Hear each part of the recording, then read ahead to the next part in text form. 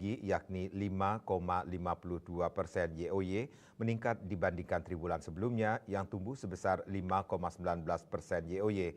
Perekonomian Bali yang tetap kuat tersebut menjadi indikator penting ketahanan dan potensi ekonomi wilayah dalam menghadapi tantangan global dan domestik.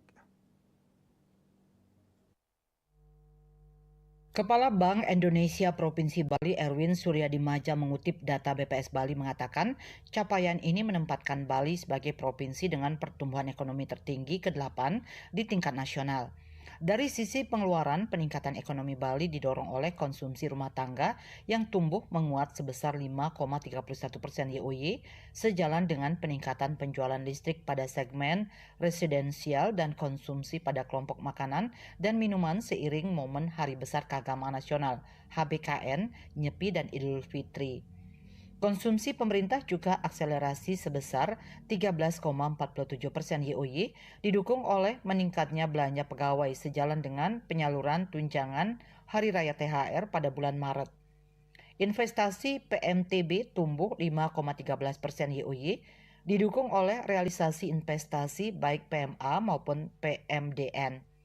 Pertumbuhan ekonomi yang lebih tinggi tertahan oleh perlambatan ekspor luar negeri menjadi 6,51% YoY, sejalan dengan normalisasi kunjungan wisatawan mancanegara serta penurunan kinerja lembaga non-profit yang melayani rumah tangga sebesar minus 19,04% seiring normalisasi belanja barang dan jasa pasca pilkada serentak.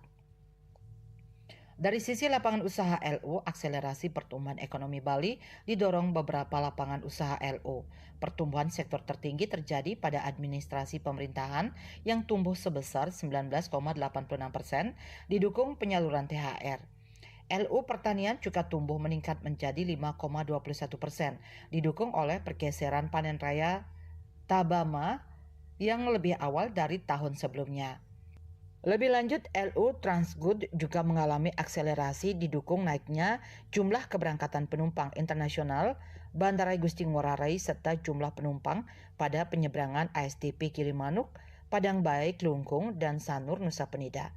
Namun pertumbuhan ekonomi Bali yang lebih tinggi tertahan oleh kinerja LO Akmamin yang melambat menjadi 7,47% YoY, dipengaruhi penurunan rata-rata tingkat penghunian kamar TPK Hotel Berbintang yang sebesar 52,84% di triwulan 1 tahun 2025 lebih rendah dari triwulan sebelumnya yang sebesar 62,56%. LU konstruksi juga melambat sebesar 2,15% YoY akibat terbatasnya pembangunan proyek baru. Kedepan Bank Indonesia memperkirakan ekonomi Bali pada triwulan 2 tahun 2025 akan tetap tumbuh kuat didukung oleh momentum HBKN Idul Adha, perayaan Galungan Kuningan, dan dimulainya proyek konstruksi sesuai Pipeline 2025. Sukma, Bali TV. Pemirsa, program bantuan beras dari pemerintah pusat untuk warga miskin di Kabupaten Tabanan dipastikan tertunda. Penundaan ini terjadi akibat efisiensi anggaran di tingkat pusat yang berimbas langsung pada jadwal penyaluran bantuan tahun 2025.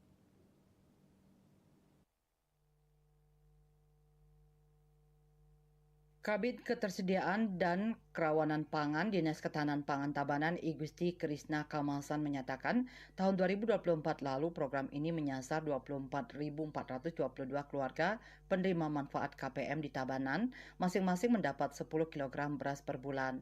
Total beras yang disalurkan mencapai 244.220 kg. Namun untuk tahun 2025 belum ada kepastian jumlah penerima maupun waktu pelaksanaan karena data belum diturunkan dari Bappenas. Menurutnya, bantuan ini sangat dirasakan manfaatnya oleh masyarakat. Penentuan penerima dilakukan berdasarkan sejumlah kriteria seperti penghasilan, kondisi tempat tinggal, akses listrik, dan lainnya. Lebih lanjut, ia menerangkan bahwa data penerima sepenuhnya berasal dari pemerintah pusat melalui data terpadu kesejahteraan sosial DTKS. Dinas Ketahanan Pangan di daerah hanya bertugas melakukan pengawasan agar bantuan tepat sasaran. Puspawati Bali Pos melaporkan. Disdikpora Provinsi Bali kembali menggelar seleksi pertukaran pemuda antar negara atau PPAN Provinsi Bali tahun 2025. PPAN ini bertujuan untuk meningkatkan potensi sumber daya pemuda dalam mengantisipasi perubahan lingkungan global. Seleksi pertukaran pemuda antar negara ini dibuka secara resmi oleh Kadis Distipora Provinsi Bali, KN Boy Jayawibawa. Peserta tahun 2025 ini cukup membludak dan merupakan peserta tertinggi dari tahun-tahun sebelumnya. Tercatat 40 peserta pemuda-pemudi yang telah terdaftar dan akan mengikuti sejumlah kegiatan seleksi yang akan diuji oleh para akademisi dan praktisi di bidangnya. Ujian seleksi meliputi interview, bakat, FGD, dan wawancara mendalam. Dalam seleksi ini mereka juga diberi penjelasan terkait miniatur program yang akan mereka jalani. Jika terpilih nanti mereka akan menjalani 2 program, yaitu pertukaran pelajar Australia-Indonesia untuk putri dan pertukaran pelajar Jepang dan ASEAN untuk putra. Gung De, ketua panitia yang juga alumni pertukaran pemuda Jepang ASEAN mengatakan, manfaat pertukaran pemuda ini sangat luar biasa karena bisa mengembangkan karakter, memperluas wawasan, dan networking. Kebetulan berbeda dengan tahun-tahun sebelumnya, jadi sebelum tahun 2024, jadi dari tahun 2023 ke belakang, Nika Provinsi Bali menyediakan 1 delegasi utama masing-masing programnya. Namun setelah tahun 2024 sampai tahun ini, Nika pemerintah pusat dari pihak Kemenpora, Nika mempunyai sistem baru. Jadi masing-masing daerah hanya menyeleksi sekitar 10 terbaik atau 5 terbaik. Nah tahun ini kebetulan kami menyeleksi 5 terbaik di masing-masing program. Jadi ada 5 terbaik dari program Australia, 5 terbaik dari program Jepang yang nantinya akan dikompetisikan kembali di nasional. Jadi di nasional nanti akan ditentukan siapa delegasi utama yang mewakili Bali di program internasional. Sementara Kepala Dinas Pendidikan, Kepemudaan dan Olahraga Provinsi Bali, KN Boy Jayawibawa mengatakan, program pertukaran pemuda antar negara ini merupakan program Kementerian Pemuda dan Olahraga bersinergi dengan Distipora Provinsi Bali. Dalam hal menyelenggarakan seleksi, program ini dalam rangka merespon tatanan global. Program ini telah dilaksanakan sejak tahun 1974. Sasarannya adalah penyadaran kepemudaan berupa gerakan pemuda dalam berbagai aspek kehidupan dan mampu menyikapi perubahan lingkungan strategis baik domestik maupun global, serta mencegah dan menangani risiko. Selain itu, sasaran program ini adalah meningkatkan potensi sumber daya pemuda dalam mengantisipasi perubahan lingkungan global, dan pemuda sebagai agen perubahan diharapkan dapat melaksanakan perubahan yang signifikan ke arah yang lebih baik, bisa mengatasi berbagai persoalan dan terhindar dari berbagai pengaruh negatif. Tentu kalau mereka nanti terpilih, selain ilmu, tentu wawasan, dan juga tentu di sana akan ada akulturasi kebudayaan, bagaimana mereka mempertemukan dari 2 budaya yang berbeda, dan ini perlu nanti secara positif disikapi, karena tentu mana hal-hal yang positif itu yang perlu diteruskan dan dilanjutkan, ditularkan kepada adik-adiknya. Dari seleksi di tingkat Provinsi Bali ini akan dipilih 5 peserta terbaik untuk dikirim ke tingkat nasional untuk mengikuti seleksi tahap selanjutnya. Riase Bali TV. Sistem penerimaan murid baru SPMB tahun ajaran 2025-2026 untuk jenjang SMP akan dibuka secara online pada tanggal 7 hingga 16 Juli 2025 mendatang. Pelaksanaan SPMB tahun ini diharapkan berjalan sesuai juknis. Sekolah tidak menerima murid titipan yang dapat mengakibatkan ada penambahan rombel. Untuk itu, segala jenis juknis harus dijalankan sesuai aturan yang ditetapkan. Jadwal sistem penerimaan murid baru SPMB tahun ajaran 2025-2026 untuk jenjang SMP akan segera dibuka. Juknisnya tidak jauh berbeda dengan pelaksanaan penerimaan murid baru tahun sebelumnya. Perbedaannya terletak pada pergantian jalur penerimaan siswa, yakni dari sebelumnya jalur zonasi digantikan menjadi jalur domisili. Kuota jalur domisili sebanyak 43%, jalur prestasi 32%, jalur afirmasi 20%, dan jalur mutasi sebanyak 5%. Ketua Pengurus Perwakilan YPLP PKRI Kota Denpasar, Nengah Madiadnyana berharap semua sekolah negeri mematuhi juknis yang telah ada sehingga tidak ada yang namanya penambahan rombongan belajar. Kita sebenarnya sih mengharapkan sekali supaya aturan-aturan yang dipakai atau yang sekarang mungkin keputusan Menteri nomor 3 tahun 2025 itu sudah diatur dalam SPMB-nya. Ada aturan-aturan yang memang membatasi sekolah negeri. membatasi sesuai dengan dengan fasilitas, kemudian dengan situasi sekolah. Kemudian dari sekian, terutama sekali adalah untuk di Kota Denpasar. Jadi jumlah siswa yang akan tamat SD itu adalah sekitar 14.000 sekian. Sedangkan yang diterima di negeri itu sekitar 5.000-an. Maka masih ada sekitar 9.000-an. Inilah yang akan nanti diperebutkan oleh sekolah swasta. Untuk sekolah PGRI yang ada di Kota Denpasar, SMP-nya sebenarnya kita sudah siapkan. Jadi bagaimana caranya supaya masyarakat itu percaya kepada sekolah kita. Ini yang saya sampaikan kepada kepala sekolah, sehingga pada waktu PPDB ini kita dicari oleh masyarakat. Jadi sisanya ini sudah barang tentu dia pasti akan ke swasta. Harapan saya berikutnya adalah aturan-aturan yang sudah ditetapkan itu supaya jangan dilanggar di dalam pelaksanaan. Aturan, kemudian pelaksanaannya kalau sudah sama dan tidak dilanggar, saya yakin sekolah swasta akan kemudian sesuai dengan sudah berbentuk mutu kualitas. Dalam SPMB tahun ini, Madhyadnyana mengajak para orang tua maupun calon peserta didik baru untuk tidak memiliki mindset negeri-minded, namun harus memperhatikan kualitas sekolah, fasilitas maupun manajemen sekolah yang akan dipilih. Diharapkan pula SPMB tahun ini tetap mengikuti Juknis dan ada pengawasan dalam pelaksanaannya. Sukma, Bali TV. Kapolri tegaskan komitmen tak ada toleransi untuk premanisme. Kami segera kembali dengan laporannya.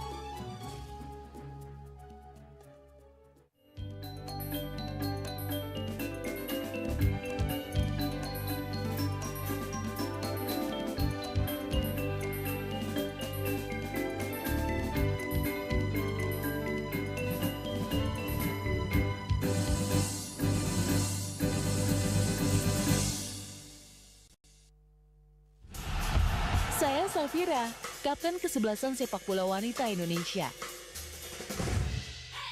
Menangkan 5 tiket nonton langsung Indonesia di Pentas Dunia 2026 Amerika atau total hadiah senilai 250 juta rupiah. Beli 5 bungkus kopi luwak limited edition, kemudian foto kemasan beserta struk pembelian asli. Upload ke sosial media, tag @kopiluwak_official. Dukung Indonesia mengukir sejarah baru. Kopi Luwak, kopi nikmat, nyaman diminum. Emco, cat kayu dan besi.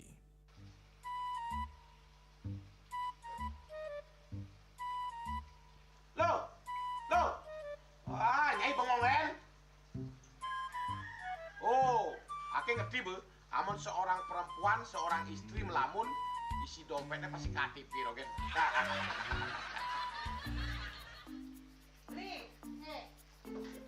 Awake hanya belajar lebih tenang menikmati hidup dengan proses tanpa harus protes. Loh, hidup itu adalah sebuah perjalanan, bukan perbandingan. Maka jangan pernah kamu bandingkan prosesmu dengan orang lain, karena kita berdiri di bumi yang sama dengan takdir yang berbeda. Oh, ini bertakdir awake nganten gak beli, saya proses tapi stres. Wah, semula aku udah Nyai. Takdir ya Nyai. Ini pijit tangan lu, sakit lagi awak-awake. Apa?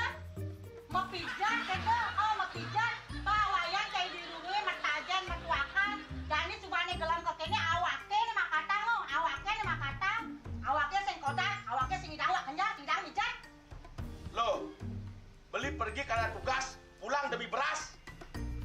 Lelah itu wajar, tapi menyerah bukanlah jalan keluar. Semangat kone ngopi, kone ngama, waktunya berceramah, jadi kayak presiden. Cuma sebelum lagi sih, kita nggak pakai.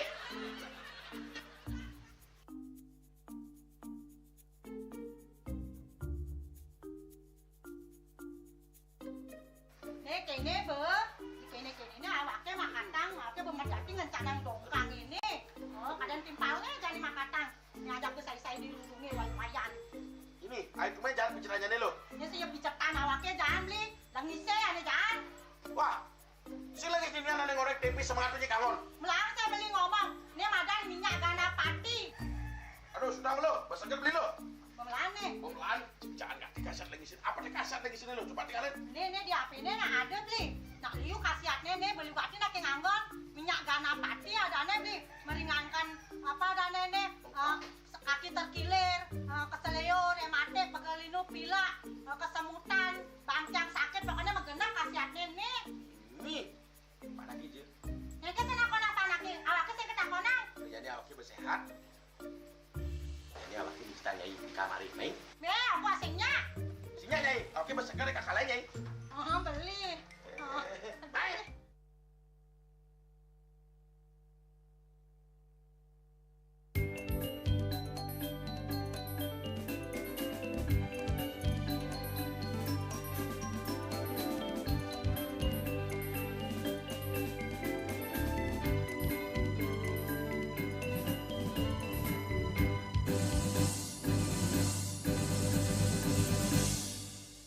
Pemirsa, tindakan hukum akan diberlakukan tanpa pandang bulu terhadap bentuk aksi premanisme yang meresahkan masyarakat. Kepala Kepolisian Negara Republik Indonesia, Kapolri Jenderal Polisi Listio Sigit Prabowo menegaskan komitmennya untuk menindak tegas segala bentuk aksi premanisme yang meresahkan masyarakat dalam keterangannya di Jakarta.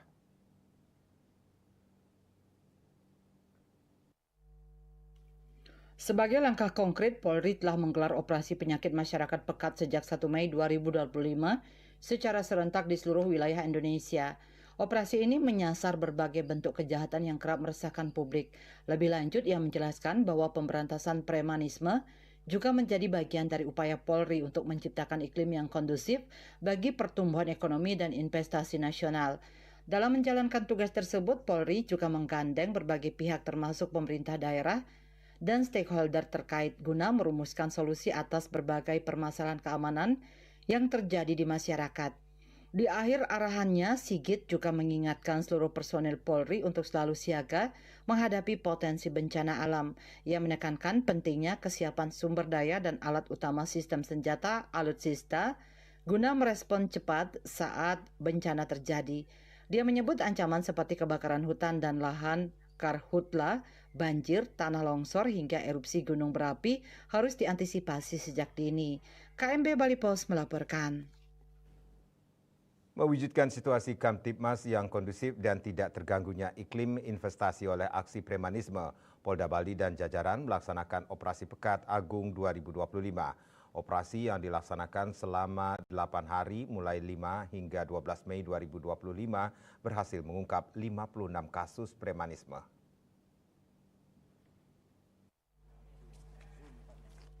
Kabid Humas Polda Bali Kombes Polisi Arya Sandi menyampaikan selama pelaksanaan Operasi Pekat Agung 2025, Polda Bali melibatkan 715 personel yang terdiri dari Polda 200 personel dan Polresta jajaran 525 personel dengan target operasi TO aksi premanisme. Dari pelaksanaan operasi pekat tersebut, Polda Bali dan jajaran berhasil mengungkap 56 kasus aksi premanisme dengan 56 orang tersangka. Sementara dibanding dengan polda-polda lain, di mana pengungkapan aksi premanisme rata-rata berjumlah di atas 200-an kasus, sehingga hasil dari operasi pekat Polda Bali termasuk sedikit. Hal ini membuktikan Wilkum Bali masih sangat aman terutama dari aksi premanisme dan situasi Kamtibmas Bali secara umum masih sangat aman dan kondusif. Ini kemudian Polda Bali menggelar Operasi Pekat Agung 2025 dengan target operasi adalah premanisme. Jadi premanisme ini adalah perbuatan yang dilakukan oleh seseorang maupun kelompok yang tujuannya mengintimidasi, kemudian memberikan ancaman kekerasan, bahkan kekerasan pada orang lain atau perusahaan atau badan usaha untuk kepentingan pribadi. Nah, ini menjadi sasaran kita. Nah, pelaksanaan operasi yang digelar oleh Polda Bali beserta jajaran itu dilaksanakan selama 8 hari. Nah, kita mulai tanggal 5 Mei sampai 12 Mei kemarin. Dari hasil pelaksanaan ini, dari seluruh target operasi yang sudah kita tentukan semua terungkap. Jadi ada 25 target operasi yang dilaksanakan, yang kita tentukan oleh Polda Bali dan jajaran. Namun kita bisa mengungkap 56 pelaku premanisme. Ditambahkan keamanan Bali tidak terlepas dari dukungan masyarakatnya yang sangat peduli dan sadar akan pentingnya menjaga keamanan dan kerukunan, termasuk peran para pecalang adat Bali yang sangat aktif dalam menjaga wilayah adatnya masing-masing, dan terpenting sinergitas TNI Polri, serta stakeholder terkait lainnya dalam menjaga situasi Kamtibmas Bali agar tetap aman dan kondusif. Pihaknya mengajak semua pihak secara bersama-sama jaga kerukunan dan keamanan, karena Bali yang kita cintai sebagai salah satu pulau tujuan wisata terbaik di Indonesia. Rai Suantara, Bali TV. Fakultas Ekonomi dan Bisnis Universitas Warmadewa Unwar menggelar yudisium dan lepas pesan calon wisudawan ke-78. Selain dibekali ijazah, para lulusan juga dibekali berbagai keterampilan dan diyakini mampu dijadikan bekal dalam bersaing di dunia kerja dan jadi wirausaha.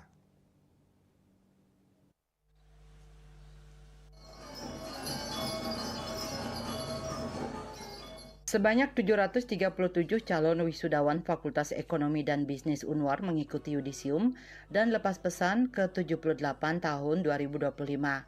Calon wisudawan terdiri atas program studi manajemen reguler A dan B 487 orang, program studi akuntansi reguler A dan B 233 orang, program studi ilmu ekonomi dan studi pembangunan 16 orang, program studi D3 akuntansi perpajakan 1 orang. Dekan Fakultas Ekonomi dan Bisnis Universitas Warmadewa Dr. Ide Bagus Agung Darmanegara menyatakan, yudisium merupakan momentum dalam mencetak lulusan yang visioner dan mampu bersaing. Para lulusan telah dipersiapkan untuk menghadapi tantangan global yang semakin meningkat. Fakultas Ekonomi dan Bisnis dengan status unggul dan akreditasi A diyakini mampu mencetak SDM yang andal dan kompeten. Selain bersaing di dunia kerja, para lulusan juga diarahkan untuk melanjutkan studi ke jenjang yang lebih tinggi.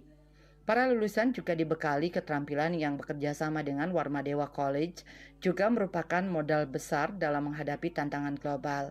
Adapun capaian prestasi Fakultas Ekonomi dan Bisnis Unwar yakni memenangkan lomba di tingkat ASEAN, memenangkan lomba di Taiwan, dan juga mendapat undangan lomba dari Jepang. Ke-78 jumlah yudisium sekarang itu 737, itu cukup banyak ya. Adalah tujuannya, dan yang pertama itu kan kita ingin mencetak para lulusan kita yang memiliki visioner, kemudian integritas untuk menghadapi tantangan global ini.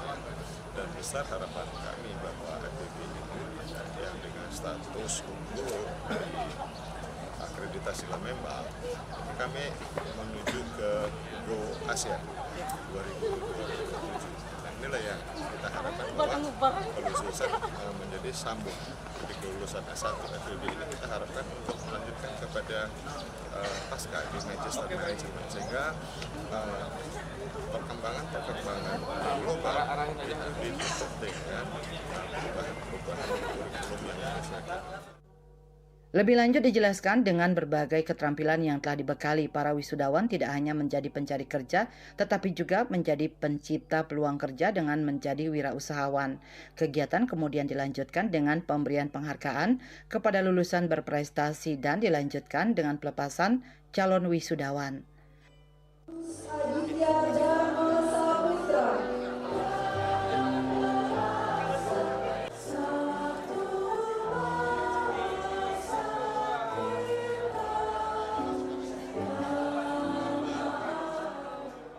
Desak Aryani, Bali TV.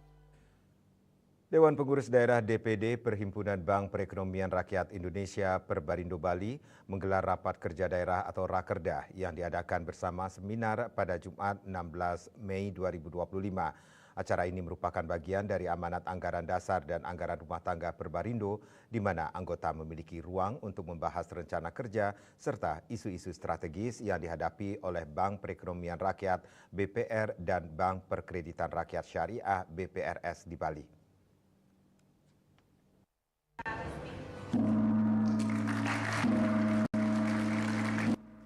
Rapat Kerja Daerah atau Rakerda Dewan Pengurus Daerah DPD Perhimpunan Bank Perekonomian Rakyat Indonesia atau Perbarindo Bali dibuka Gubernur Bali Wayan Koster yang diwakilkan Asisten Perekonomian dan Pembangunan Sekda Provinsi Bali Dr. Luh Ayu Aryani.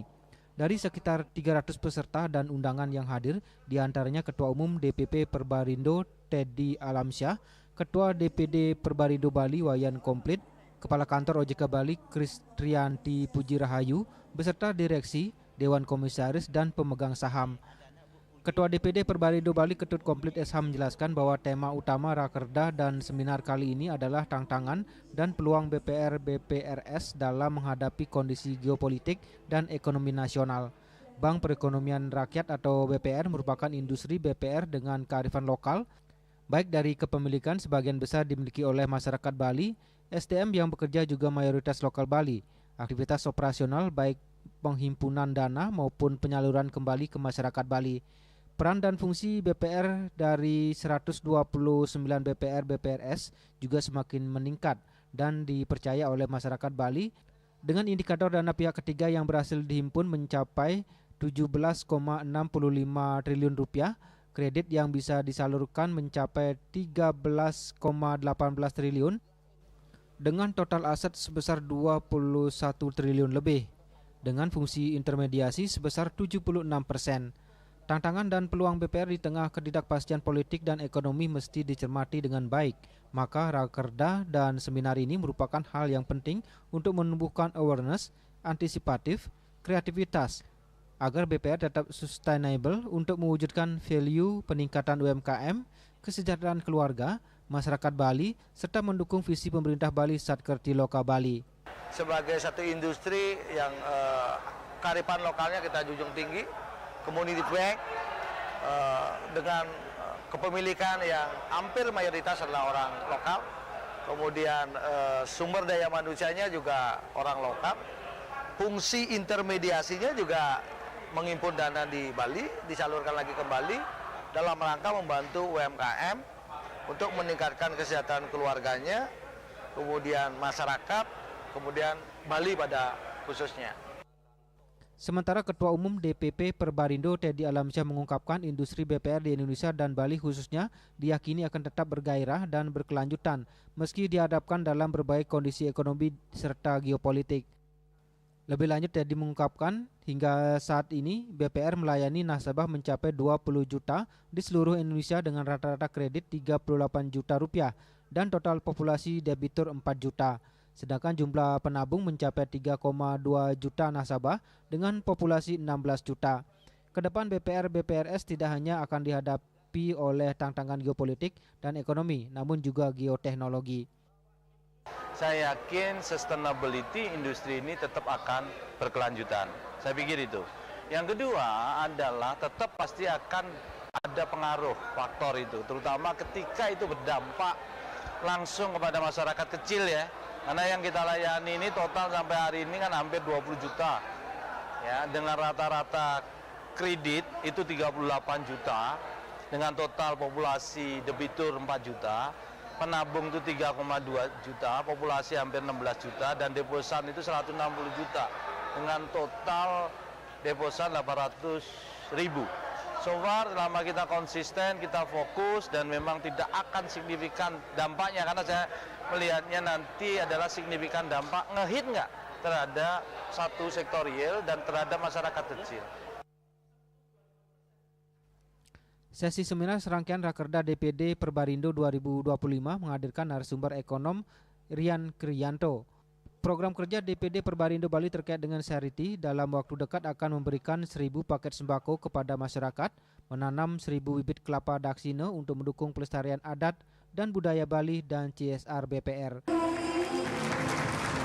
Adi Wiratmaja, Bali TV.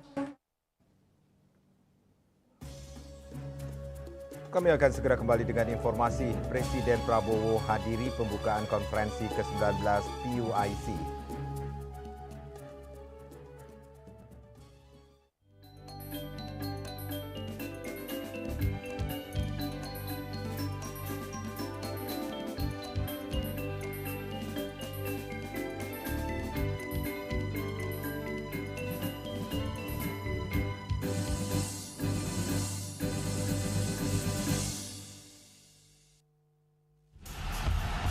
Safira, kapten kesebelasan sepak bola wanita Indonesia.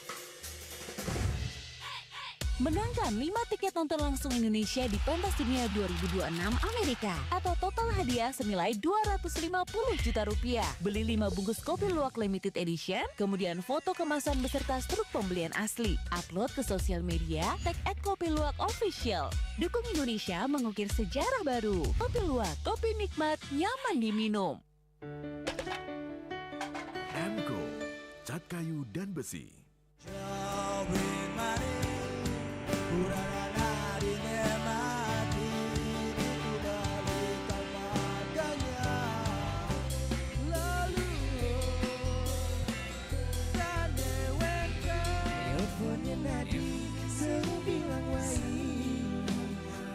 Semangat meguli kota Paris atau engi bertu sing ngelah pipes.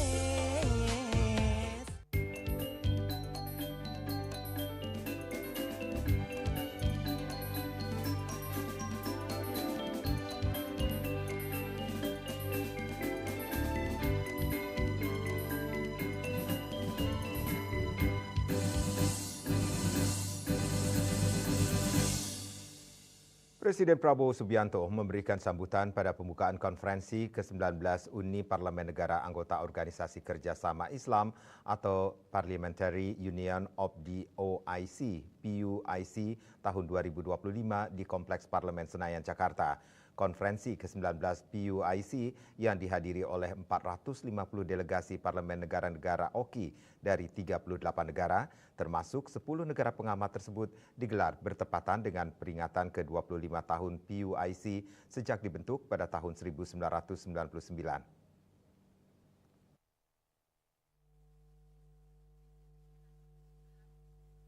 Presiden Prabowo Subianto menghadiri konferensi Parliamentary Union of the OIC, Member State, PUIC ke-19 atau Persatuan Parlemen Negara Anggota Organisasi Kerjasama Islam, OKI, di Gedung DPR RI Senayan, Jakarta pada Rabu 14 Mei 2025. Kedatangan Prabowo disambut Ketua DPR Puan Maharani dan pimpinan DPR lainnya. Kehadiran Presiden Prabowo dalam pembukaan sidang merupakan bentuk dukungan dan komitmen Indonesia dalam memperkuat kerjasama antar negara anggota Organisasi Kerjasama Islam OKI, khususnya melalui jalur diplomasi parlemen. Acara pembukaan ditandai dengan pemukulan perkusi oleh Presiden Prabowo bersama Ketua DPR Puan Maharani dan Presiden ke-18 Parliamentary Union of the OIC, PUIC Adama Bigtogo. Dalam sambutannya, Prabowo menyampaikan rasa syukur karena Indonesia dipercaya menjadi tuan rumah diselenggarakannya konferensi ke-19 PUIC, sekaligus merayakan peringatan ke-25 tahun dibentuknya organisasi tersebut. Prabowo mengatakan keberadaan organisasi PUIC dinilai menjadi sangat penting dan relevan di tengah situasi dunia yang tengah dilanda polarisasi, konflik, dan persaingan antar negara-negara besar. Prabowo juga mengajak semua peserta yang hadir untuk kembali merenungkan kisah dan keteladanan tokoh besar dalam sejarah peradaban Islam dunia yang memiliki sumber nilai dan inspirasi yang sangat relevan dalam menghadapi berbagai tantangan zaman. Sebagai negara dengan mayoritas penduduk beragama Islam, Prabowo juga mengajak seluruh anggota Parliamentary Union of the OIC, PUIC, untuk merapatkan barisan, mengatasi perbedaan dan rivalitas, serta bersatu untuk mewujudkan kedamaian dan kemajuan umat manusia. Dalam dunia yang kini tengah dilanda polarisasi, konflik, saingan antara negara-negara besar, keberadaan organisasi ini semakin penting, semakin relevan, dan semakin mendesak. Hadirin sekalian yang saya hormati dan saya muliakan, sebelum kita membahas isu-isu besar yang tengah dihadapi dunia Islam sekarang, saya mengajak kita semua merenungkan kisah dan keteladanan para tokoh besar dalam sejarah Islam. Kisah-kisah mereka bukan hanya catatan sejarah, tetapi sumber nilai dan sumber inspirasi yang sangat relevan bagi tantangan yang kita hadapi hari-hari ini. Mari kita satukan langkah. Kita hidupkan kembali semangat-semangat tokoh besar kita. Kita buktikan bahwa Islam hadir sebagai rahmat bagi semesta alam. Saudara-saudara sekalian, marilah kita merapatkan barisan kita, atasi semua perbedaan kita, melangkah ke depan dalam persatuan. Sebelumnya, Ketua DPR RI Puan Maharani menerima penyerahan keketuaan Parliamentary Union of the OIC, Member State PUIC atau Forum Uni Parlemen negara-negara yang tergabung dalam Organisasi Kerjasama Islam OKI kepada Indonesia. Adapun keketuaan PUIC ke-18 sebelumnya dipegang oleh Parlemen Negara Republik Pantai Gading. Penyerahan presidensi PUIC ini dilakukan dalam sesi Transition Ceremony of Presidency yang digelar di Gedung DPR Kompleks Parlemen Senayan, Jakarta.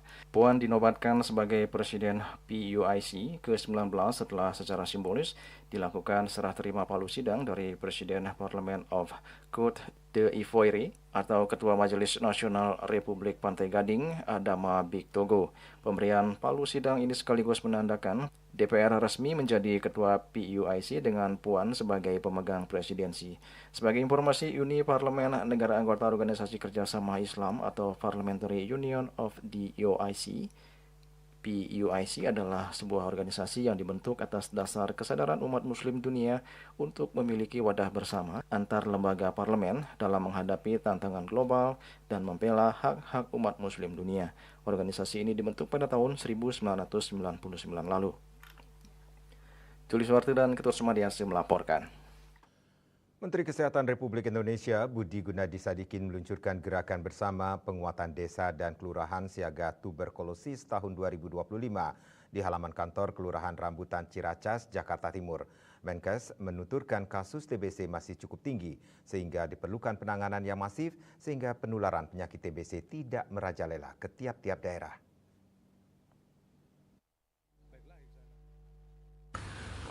Menteri Kesehatan Republik Indonesia Budi Gunadi Sadikin meluncurkan gerakan bersama penguatan desa dan kelurahan siaga tuberkulosis tahun 2025 di halaman kantor Kelurahan Rambutan Ciracas, Jakarta Timur. Turut hadir mendampingi kegiatan yakni Wakil Menteri Desa dan Pembangunan Daerah Tertinggal Ahmad Riza Patria, Kepala Komunikasi Kepresidenan Hasan Hasbi, Wakil Menteri Dalam Negeri Riba Huluk, dan Wali Kota Jakarta Timur Munjirin. Menkes mengatakan kasus TBC sebenarnya sudah ada sejak ribuan tahun silam. Kemudian dalam kurun waktu 100 tahun terakhir, TBC ini sudah menjadi penyebab kematian sekitar 1 miliar manusia. Budi berharap para kader juru pemantau batuk yang ada di setiap wilayah dapat mendeteksi warga yang diduga terkena TBC untuk dapat diobati. Menkes menuturkan kasus TBC masih cukup tinggi sehingga diperlukan penanganan yang masif sehingga penularan penyakit TBC tidak merajalela ke tiap-tiap daerah. Ironisnya penyakit ini obatnya ada. Jadi kalau ketahuan obatnya ada, bisa diobati, bisa sembuh. Ironis keduanya penyakit ini kayak COVID, menularnya lewat pernafasan. Jadi kalau orangnya nggak ketemu, orang itu gentayangan nularin ke siapa-siapa.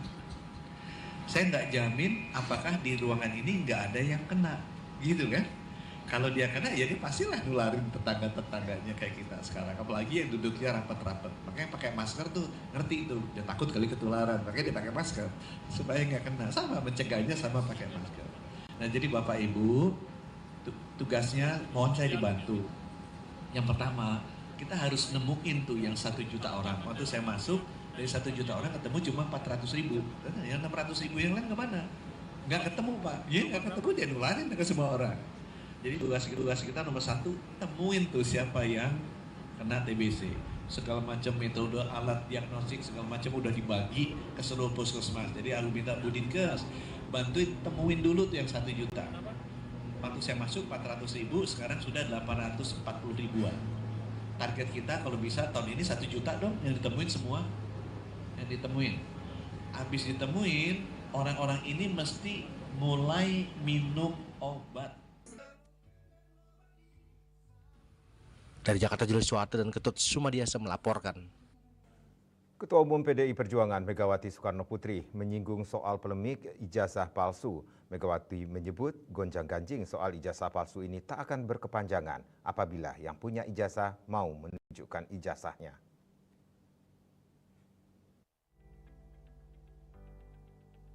Ketua Dewan Pengarah Badan Riset dan Inovasi Nasional yang juga Ketua Umum Partai Demokrasi Indonesia Perjuangan PDIP Megawati Soekarnoputri menyinggung gonjang-ganjing persoalan ijazah yang tengah terjadi saat ini.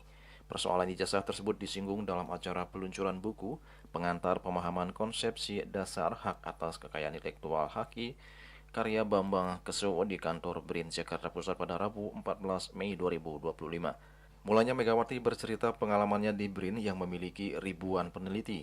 Kemudian Presiden kelima RI itu mengungkit soal gonjang-ganjing ijazah palsu yang saat ini ramai diperbincangkan. Menurut Mega, isu soal ijazah ini tak akan berkembang, jadi polemik berkepanjangan jika yang punya ijazah menunjukkan ijazah yang dimilikinya. Saya ditugasi ke BRIN ini, terus saya punya researcher tuh 8.144. Wah, saya pusing kepala. Kan itu pasti orang pinter semua ya. Wah, tapi saya tidak mau kalah. Saya suruh Pak Handoko saya suruh di testing dengan ini ilmu psikologi. Jadi IQ-nya sama EQ-nya. Intelligence quantum sama emotional quantum. Nah, supaya apa? Ini benar pinter atau ngerepek iki. Orang banyak tuh sekarang gonjang-ganjing urusan ijazah bener apa enggak. Lah kok susah amat ya? Kan kalau ada ijazah ya udah aja dong. Kasih aja. Ini ijazah saya. Gitu loh. Nah, sebelumnya polemik soal ijazah terjadi terhadap Presiden ke-7 RI Joko Widodo. Sejumlah pihak mempertanyakan keaslian ijazah kelulusan Jokowi dari Fakultas Kehutanan Universitas Gadjah Mada. Sementara Jokowi sendiri sudah melaporkan kasus tersebut ke Polda Metro Jaya pada 30 April lalu. Informasi terbaru, Jokowi melalui pengacaranya telah menyerahkan dokumen ijazah asli yang diminta oleh pihak kepolisian ke Barreskrim Polri. Adapun penyerahan ijazah Jokowi dari SD hingga universitas untuk memenuhi kebutuhan pemeriksaan dalam berkas perkara, laporan dari Ketua Tim Pembela Ulama dan Aktivis TPUA Egy Sujana. Dalam laporan yang diproses Barreskrim Polri, Jokowi merupakan pihak terlapor. Juli Suwarte dan Ketut Sumadias melaporkan. Polda Bali berhasil ungkap 2,7 kg narkoba. Kami segera kembali dengan informasinya.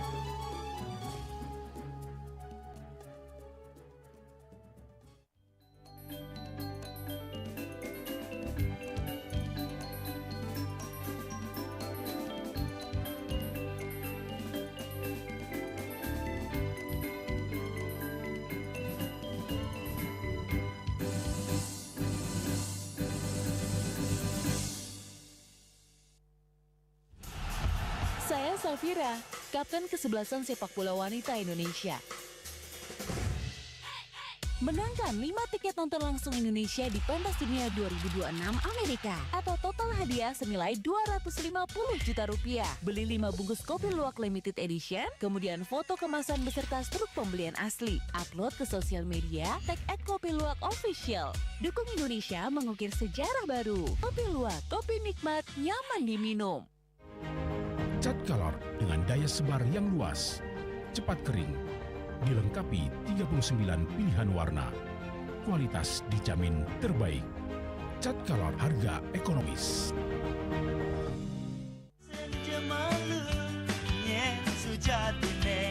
Ada di lohe terus terang beli yang sama ngari terus dan beli nganti mati kalau matang landingin kabut tenis beli keras tusen nada istilah saling harga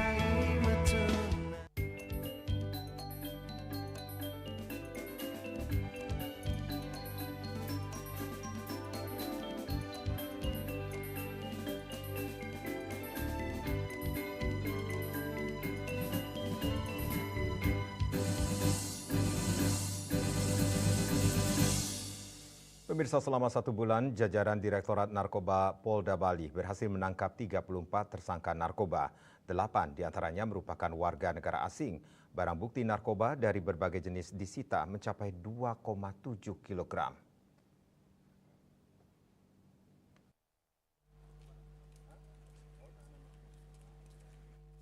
Kabid Humas Polda Bali Kombes Polisi Arya Sandi mengatakan keberhasilan Direktorat Narkoba dan jajaran ungkap 2,7 kg narkoba berbagai jenis ini mulai bulan April hingga 14 Mei 2025. Adapun rincian barang bukti dari jenis dan berat masing-masing narkoba yang diamankan yaitu sabu 964,61 gram, KTC 7,56 gram, ganja 1.343,31 gram, kokain 48,62 gram, dan MDMA 337 gram. Dari hasil pengungkapan tersebut, Polda Bali menetapkan 34 orang tersangka dan diantaranya ada 8 WNA sebagai tersangka yang diamankan saat membawa narkoba di kawasan maupun di sekitar Bandara Ngurah Rai. 1 bulan pelaksanaan, kita dari Direktorat Narkoba bersama jajaran itu berhasil mengungkap kasus narkotika dengan berbagai macam jenis dengan barang bukti kurang lebih 2,701 kg berbagai jenis, ada sabu, ganja, dan segala macam, dengan tersangka 34 orang. Dari tersangka ini ada 8 orang warga negara asing. Dari jumlah 2,7 kg narkoba yang disita sebagai barang bukti, Dit Narkoba Polda Bali dapat menyelamatkan sekitar 4.589 orang generasi anak bangsa dari bahaya pengaruh narkoba. Saat ini para tersangka sudah ditahan di Rutan Polda Bali untuk mempertanggungjawabkan perbuatannya dengan menjalani proses hukum yang berlaku. Pihaknya mengimbau kepada seluruh lapisan masyarakat untuk saling mengawasi, saling mengingatkan akan bahaya dari ancaman pengaruh narkoba terhadap generasi bangsa. Rai Suantara, Bali TV.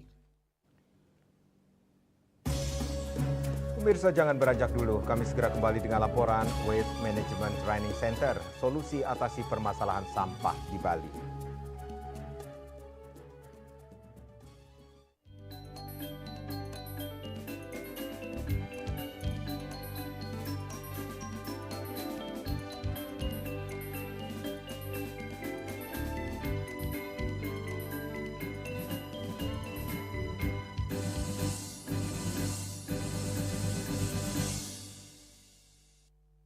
Anak kesayangan lagi sekolah di luar negeri, tiba-tiba nelpon minta uang buat kebutuhan sekolahnya.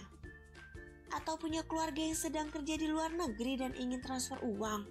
Atau ada transaksi bisnis dengan pengusaha di luar negeri. Mau transfer dan terima uang valuta asing. Tapi bingung pakai apa? Gak usah panik, ada Bali Dwipa Remittance. Apa itu Bali Dwipa Remittance? Yaitu sebuah layanan transfer valuta asing dari Bank BPD Bali.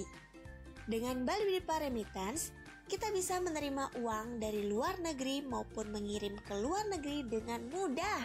Jadi tidak perlu khawatir lagi ketika ingin transaksi dengan valuta asing. Bersama Bali Dwipa Remittance, semua transaksi akan menjadi semakin mudah. Bali Dwipa Remittance, solusi kirim dan terima uang dari luar negeri.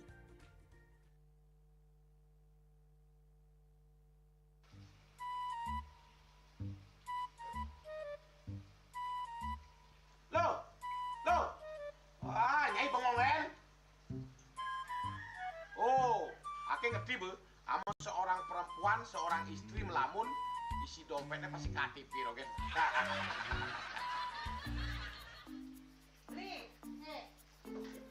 Awake hanya belajar lebih tenang menikmati hidup dengan proses tanpa harus protes. Loh, hidup itu adalah sebuah perjalanan, bukan perbandingan. Maka jangan pernah kamu bandingkan prosesmu dengan orang lain, karena kita berdiri di bumi yang sama dengan takdir yang berbeda. Oh, ini bertakdir awake nganten gak beli, saya proses tapi stres. Wah, semula aku Nyai. Betul ya Nyai. Ini pici tangan lu. Sakit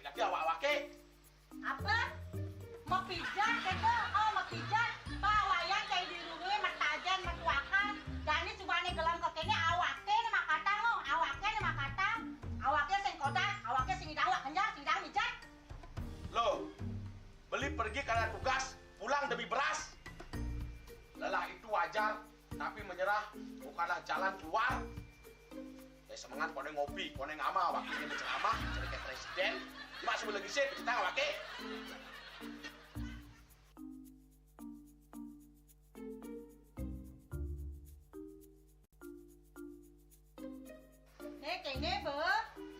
Kene awake makatang, awake bemedati ngencadang dongkang ini.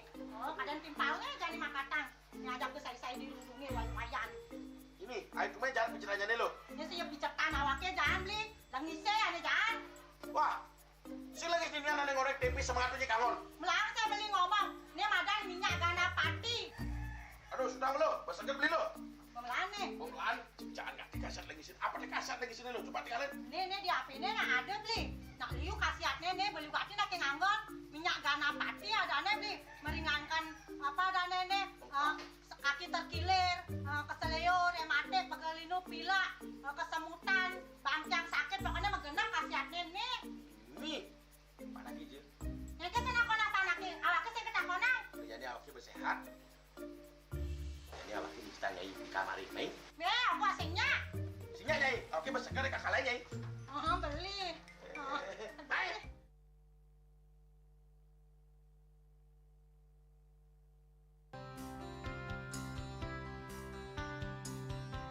Puniki kemariang disampun anak alit menek metaplah kalau bos mepandes dikawin sangi drama antar ketua Banjar Jakarta Selatan menghadiri Jakarta Selatan para pinangita miwah tokoh-tokoh umat Hindu emansipasi miwah penyarengan kerama istri saha anggen cangin purikau wenten talor 6 TPS sani kaayahin oleh kerama istri inggian ring TPS 6.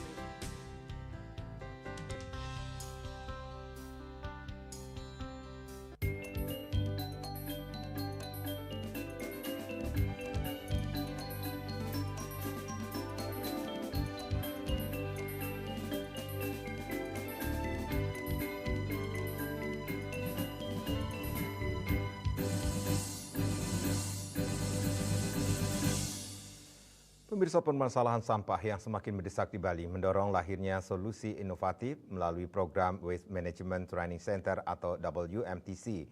Program ini menjadi langkah strategis dalam mengatasi persoalan limbah sekaligus memperkuat edukasi lingkungan kepada masyarakat luas. Adalah pusat pelatihan pengelolaan sampah yang mengintegrasikan pendekatan edukatif, teknologi ramah lingkungan, dan pemberdayaan komunitas lokal. Melalui pelatihan ini, peserta tidak hanya belajar cara memilah dan mengolah sampah, tetapi juga diajak untuk melihat limbah sebagai potensi ekonomi. Dalam rangka mengatasi masalah sampah di Bali yang mencapai 1,6 juta ton per tahun. Dan 20% diantaranya berupa sampah plastik. Proyek ini memberdayakan masyarakat setempat untuk melakukan praktek ekonomi sirkular dalam penanganan sampah, yakni mengurangi, menggunakan kembali, dan mendaur ulang sampah, reuse, recycle, serta mendorong kemitraan. Program ini mencakup pelatihan intensif seperti pemilahan sampah organik dan anorganik, pengolahan kompos skala rumah tangga, pembuatan ekobrik, dan kerajinan dari sampah plastik, sistem bank sampah berbasis desa dan pengguna teknologi tepat guna dalam pengelolaan limbah.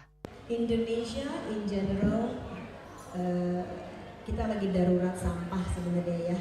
Bali terakhir disorot banyak banget dengan ketidaktersediaannya fasilitas yang khusus untuk mengelola sampah, terutama sampah plastik.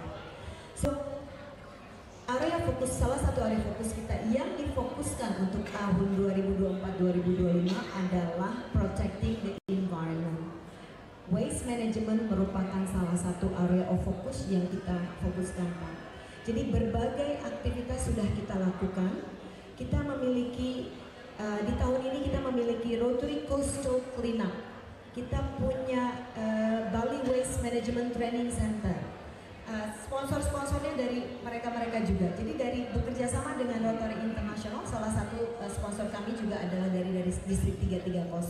Kita banyak melakukan kegiatan yang namanya Global Grant. Nah, Global Grant itu banyak sekali kegiatannya, salah dua itu adalah protecting the environment. Bisa dengan waste management, bisa dengan berbagai sosialisasi untuk melakukan reduce, reuse, and recycle.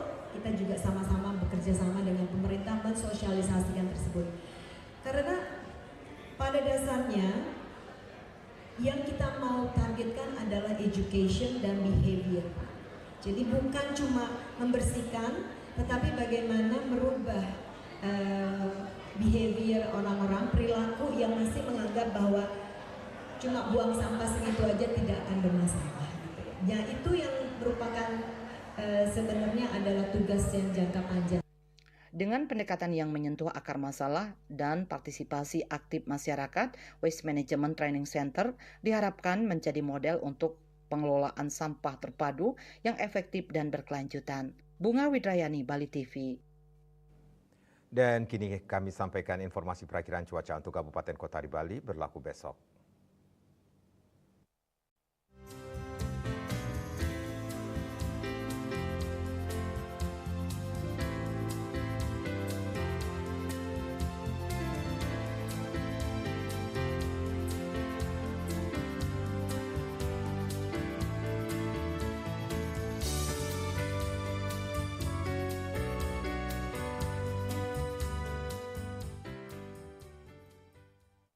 Seputar Bali Malam bersama Minyak Kapun Gadapati Usada Bali, keluarga sehat, update terus informasi Anda dengan subscribe dan like YouTube channel Bali TV @newsbali.tv. Mewakili redaksi yang bertugas, saya Madi Sukadan Karang pamit undur. Selamat malam, sampai jumpa. Om Santi Santi Santi Om.